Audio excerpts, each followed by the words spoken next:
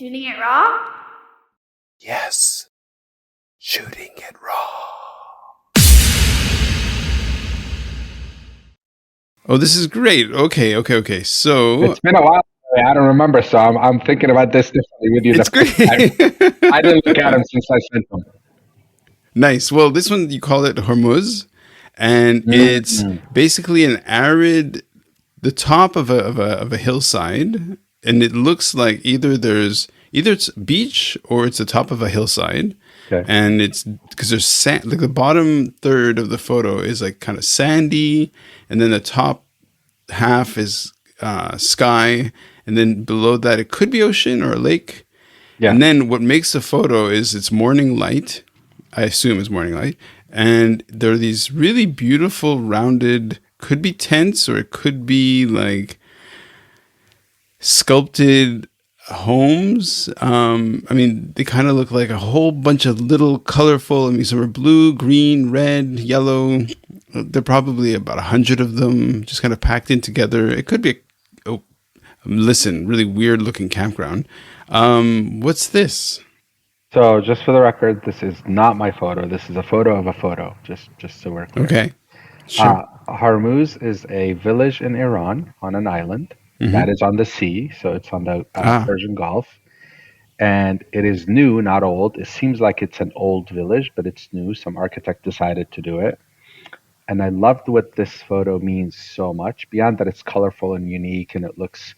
I guess the reference I would give it is if you're looking at the Smurfs village, that's what it would look like, except they're not all blue. Yeah, very playful. They're all different colors.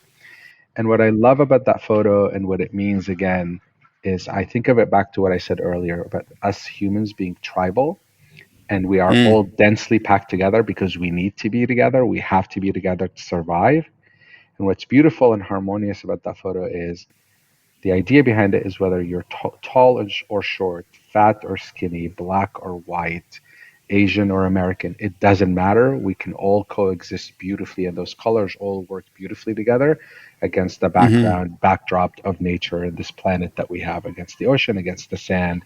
So it speaks to the sense of community, and it speaks to the sense of humans coming together regardless of what they look like, and being as one, operating as one species again, so essentially trying to survive together and lead a good life together. So I just love the emotions invoke when I look at it, particularly in the divided world that we live in today. Well, and it's a bucket list place for a traveler, right? Like tell me you don't want to go there right now. Like it's so wanderlust inducing. It creates just like I want to go and walk between those places and walk inside of them. It's spectacular. It reminds me of a lower, more compact, colorful. That I can imagine walking through those spaces a bit like. Have you been to Cappadocia in Turkey? Exactly, so, same idea. Yeah. You know, with all the sort of the houses kind of dug into the tuft or whatever. Yep. And yeah, so that's interesting. Like, I can't believe that this is what we're talking about. This is hilarious. Not hilarious. This is great. How many espressos have you had, by the way? I want to make sure you're awake for this. I know I've had my 2 espressos. I'm good. Okay, but perfect. It's more that of all the things that could draw you into something, right? You get. So did you land in Portland or did you land somewhere else in the U.S.? New England, Boston, then Southern California, okay. Then been here for 20 years. But I tell people the biggest fight I have with my wife is she wants roots, I want wings. I am constant. I mean, I travel. I went to 17 countries last year. I never stop. I've been to every state. So it's constantly sort of being drawn and wanting to explore the world and see what's out there. So yeah. That's really fascinating because so they're different. Yeah, going back to the work I did with Poe, because I did it for 15 years and basically wrote books together and all this stuff. So this notion of service habitats, right? So here's this habitat I'm looking at in this photograph, which is spectacular. It's just stunning. And yet these could be dwellings to live in, but there's no other kind of building. Like Yep. you don't see a store, you don't see an industrial anything. Like it's these really. It looks almost like in a children's book drawing, Exactly. and it really gives a sense of community. I guess, or Without saying a word, right? Like you just sort of look at it and it invokes joy, right? Because it's colorful, it's on the sea. yeah. But again, if you judge a book by its cover, you think it's a playground. You dig deeper and you say, well, what is the meaning? It's kind of like art, as you know, you walk into a museum and Hmm. people will look at one piece of art and have 100 different interpretations to what they saw. So I think again of this idea of us being together to me is it's art. Humans living together, interacting together is a form of art in and by itself.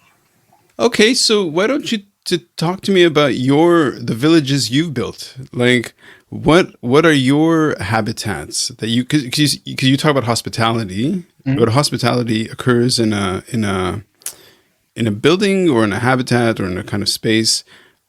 So, how does this kind of manifest in your head in terms of what you design?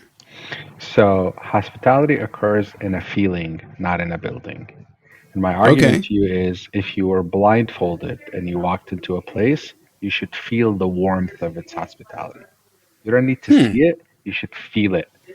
And I think it's energy and hotels have lost their way because what they want to do is they want to give you that energy with artifacts. They want to throw things at you, art and music and scent and all those things are important.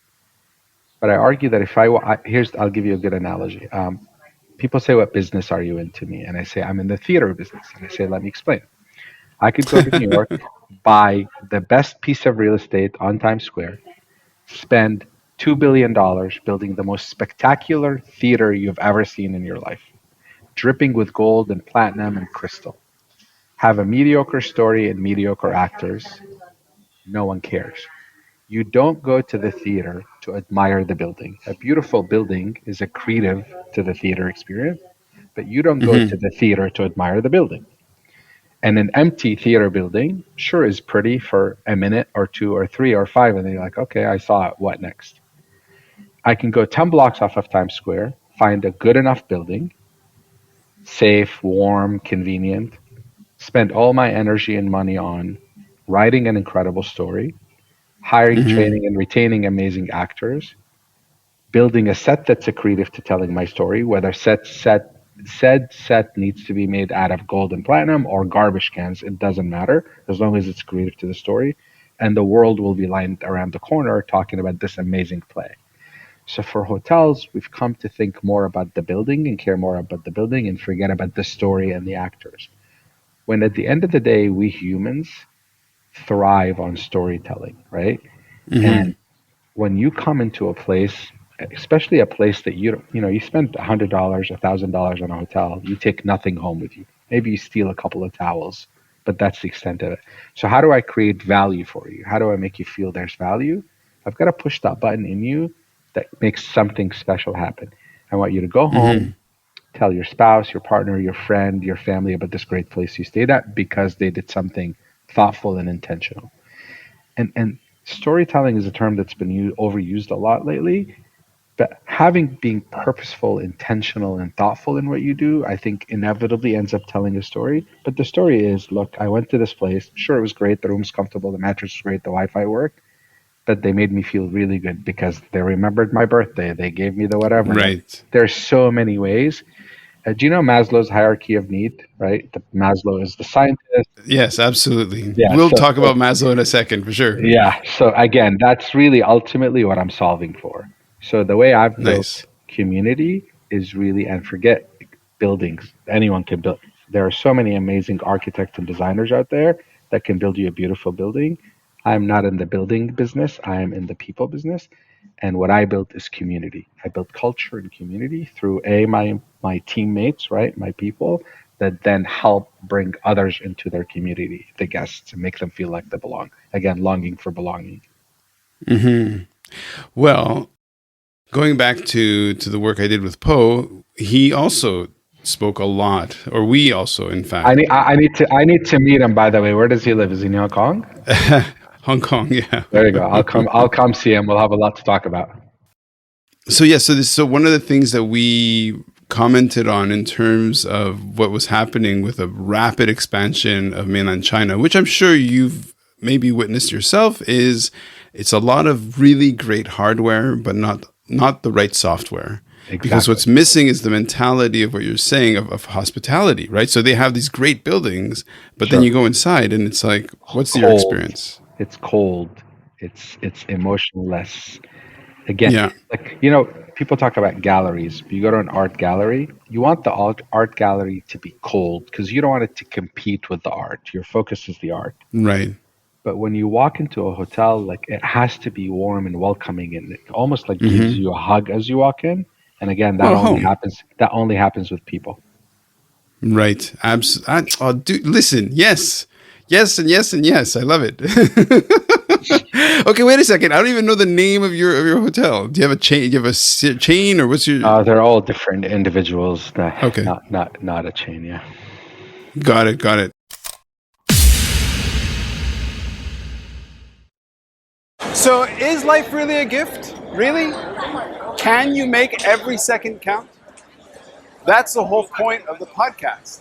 So, if you like what you've seen and you're inspired, because that really is my mission, then please give it a like, subscribe, and share. Shooting it raw? Yes, shooting it raw.